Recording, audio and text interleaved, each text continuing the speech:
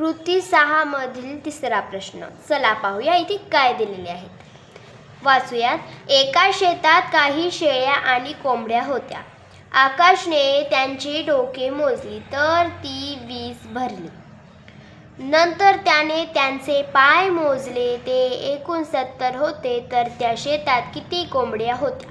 तर पहा, आपल्याला इथे काय सांगितलेले आहे की एक शेत आहे, त्या शेतामध्ये काही शेळ्या आणि काही कोंबड्या होत्या.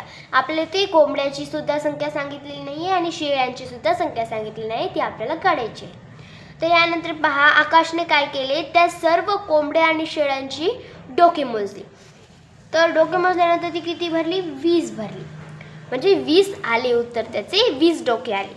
नंतर त्याने त्यांचे पाय मोजले तर ते एकूण 70 आले. आपल्या सगळ्यांना तर माहितीच आहेत, कोंबडीला किती पाय असतात? 2 आणि शेळ्यांना किती पाय असतात? तर 4. तर आपल्याला इथे काय करायचं आहे? एकूण मोजली तर ती किती आली? 70. तर त्यानंतर आपल्याला करायचं आहे तर शेतातील कोंबड्यांची संख्या आपल्याला काढायची आहे. तर पहा, डोकी. प्रत्येक प्राण्याला एकच डोके असते, बरोबर ना? म्हणजे शेळीला एकच डोके असते आणि कोंबडीला सुद्धा एकच डोके असते. म्हणजे एक डोके असले तर शेळ्यांची आणि कोंबडींची मिळून डोक्यांची संख्या 20 झाली. म्हणजे एका कोंबडीला एक डोके, एका शेळीला एक डोके असते, बरोबर? म्हणजे एकूण शेळ्या आणि कोंबड्या मिळून 20 झाली, कारण की एका शेळीला एकच डोके असते आणि एका कोंबडीला एकच डोके असते, बरोबर? म्हणजे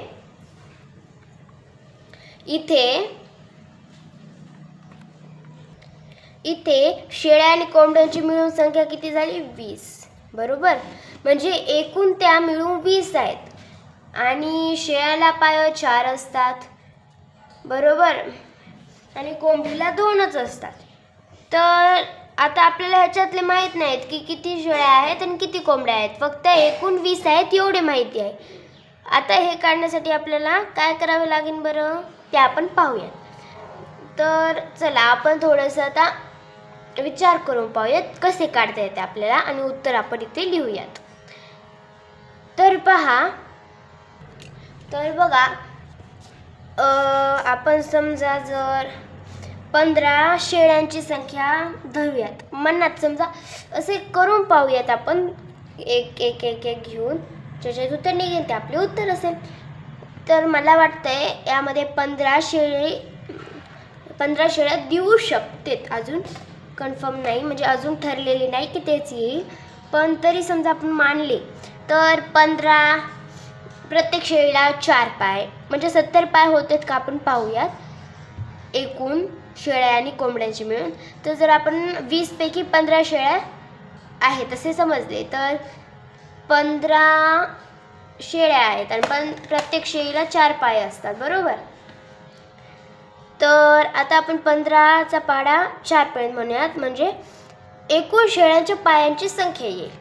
तर 15 1 15, 15 2 30, 15 3 45, 15 चौक 60 आले. पहा, आपण इथे तोपर्यंत लिहूयात आणि लिहिल्यानंतर पुन्हा खोडून टाकूयात, म्हणजे तोपर्यंत समजण्यासाठी आपल्याला. आणि आता उरलेले किती, म्हणजे हे 60 झाले, बरोबर? आणि 15 आपण शेळ्या समजल्या, तर उरलेल्या 5 कोंबड्याच असणार. तर आता कोंबड्यांना 2 पाय असतात, तर 5चा पाढा आपण 2 पर्यंत म्हणूयात, म्हणजे कोंबड्यांच्या पायांची संख्या येईल. 5 1 5, 5 2 10. तर त्यामध्ये आपण मिळवूयात 0 70. मी तर फक्त अंदाज लावला, ते खरंच आले उत्तर. पहा, हे 70 आले. म्हणजे आपल्याला काय कळाले की शेळ्यांची संख्या किती आहे? 15 आहे, कोंबड्यांची 10 आहे. आपल्याला इथे काय करायला सांगितले आहे? शेतातील कोंबड्यांची संख्या, नाही सॉरी, कोंबड्यांची संख्या 5 आहे, सॉरी 10 नाही, 5 आहे. तर आपण कसे काढले? तर अशा प्रकारे. तर चला आपण लिहूयात, जे त्याआधी आपण हे खोडून टाकूयात.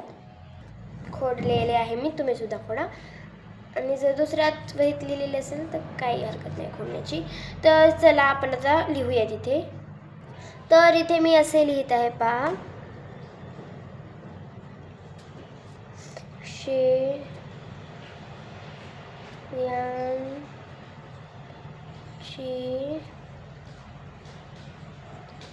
संख्या आपण अंदाज काढला होता पण बरोबर आला, त्यामुळे आपण इथे लिहूयात. आणि जर तुम्ही कसे काढले ते लिहिणार असाल तर तुम्ही लिहू शकतात, पण मी इथे लिहिणार नाही आहे तसे. पण जर तुम्हाला लिहायची इच्छा असेल तर तुम्ही इथे तसे लिहू शकतात.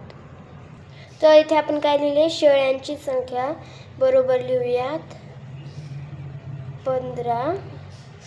इथे पुन्हा लिहूयात कारण नाही, तसे नाही. हे झाल्यानंतर आपण लिहूयात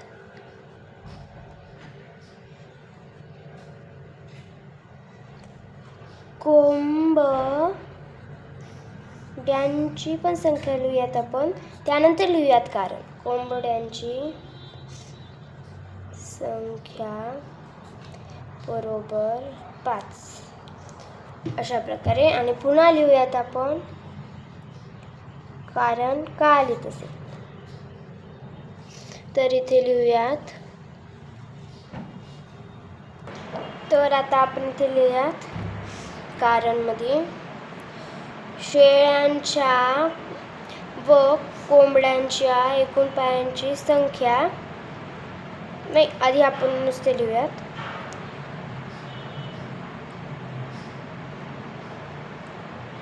शेळ्यांच्या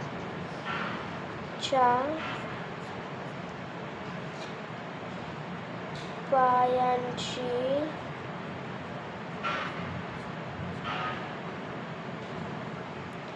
संख्या बरोबर 15 गुणिले 4 बरोबर 60. प्रत्येक शेळीला 4 पाय असतात, बरोबर ना, त्याच्यामुळे. तर इथे झाले पहा. आणि याच्यानंतर लिहूया त्याच्याच खाली कोंबड्यांच्या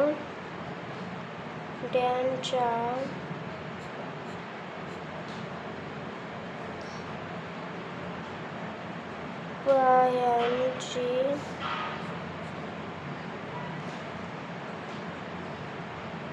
संख्या बरोबर प्रत्येक कोंबडीला किती पाय असतात, 2. तर उत्तर काय आले, 10. आणि आपण पुन्हा लिहूयात इथे लिहूयात. कुठे लिहू,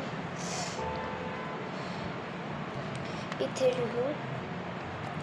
इथून सुरुवात करू कारण की पुढे जागा पुरावी म्हणून.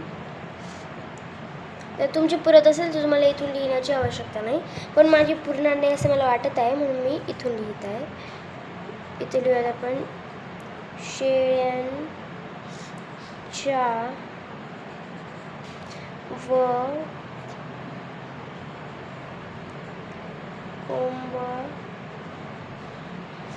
कोंबड्यांच्या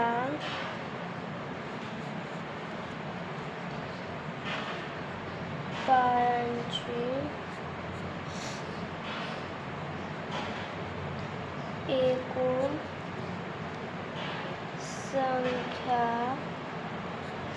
बरोबर 60 अधिक 10 बरोबर 70. आता इथे मला जागा पुरत नाही आहे, पण तरीसुद्धा मी लिहिते. आता कुठे लिहू, इथे लिहिते. म्हणून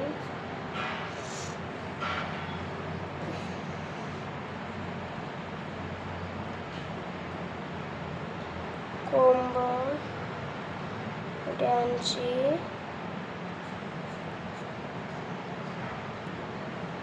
संख्या